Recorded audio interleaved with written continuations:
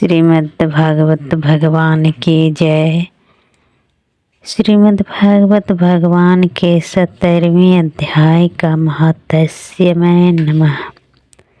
श्री महादेव जी कहते हैं, पार्वती 16वें अध्याय का महात्म्य बतलाया गया। अब 70वें अध्याय के अनंत महिमा श्रवण करो। राजा खड्गबाहु के पुत्र का दुःशासन नामक एक नौकर था। वह बड़ी खोटी बुद्धि का मनुष्य था। एक बार वह मंडलिक राजकुमारों के साथ बहुत धन की बाजी लगाकर हाथी पर चढ़ा और कुछ ही कदम आगे जाने पर लोगों के मना करने पर भी वह मूढ़ हाथी के प्रति जोर जोर से कठोर शब्द करने लगा। उसकी आवाज़ सुनकर हाथी क्रोध से अंधा हो गया और दुःशासन पैर फिसल जाने के कारण पृथ्वी पर गिर पड़ा। दुःशासन को गिरकर कुछ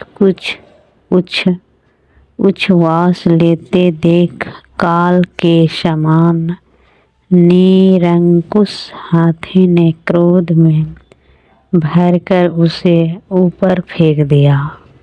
ऊपर से गिरते ही उसके प्राण निकल गए। इस प्रकार कलवश मृत्यु को प्राप्त होने के बाद उसे हाथी की योनि मिले और लवद्वीप के महाराज के यहाँ उसने अपना बहुत समय व्यतीत किया। लवद्वीप के राजा के महाराज खड्गबाहु से बड़ी मैत्री थे।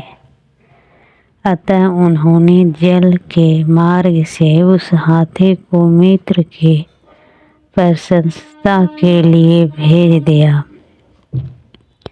एक दिन राजा ने श्लोक की समस्या पूर्ति से संतुष्ट होकर किसी कवि को पुरस्कार रूप में वह हाथी दे दिया और उन्होंने 100 स्वर्ण मुद्राएं लेकर उसे मलवन रेस के हाथ बेच दिया। कुछ काल व्यतीत होने पर वह हाथी यंत्र पूर्वक पालित होने पर भी अध्याय ज्वर से ग्रस्त होकर मरणासन्न हो गया। हाथी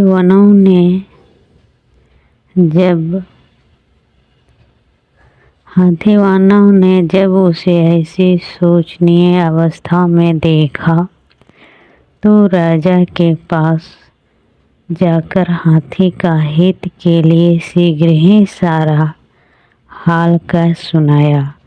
महाराज, आपका हाथी अस्वस्थ जान पड़ा है।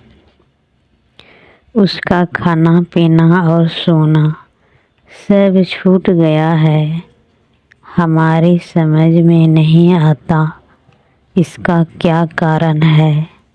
हाथी वानों का बताया हुआ समाचार सुनकर राजा ने हाथी के रोग को पहचानने वाले चिकित्सा कुशल मंत्रियों के साथ उस स्थान पर पदार्पण किया जहाँ हाथी ज्वरग्रस्त होकर पड़ा था। राजा को देखते ही उसने ज्वर जनित वेदना को भूलकर संसार को आश्चर्य में डालने वाले वाणी में कहा, संपूर्ण शास्त्रों के ज्ञाता, राजनीति के समुद्र, शत्रु समुदाय को परास्त करने वाले तथा भगवान विष्णु के चरणों में अनुराग रखने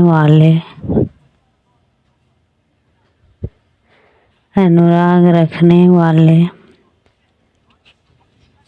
महाराज, इन औषधियों से क्या लेना है? वेदों से भी कुछ लाभ होने वाला नहीं है।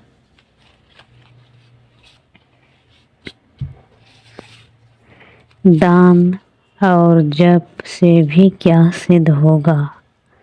आप कृपा करके गीता के 17वें अध्याय का पाठ करने वाले किसी ब्राह्मण को बुलाइए। हाथी के कथनानुसार राजा ने सब कुछ वैसा ही किया।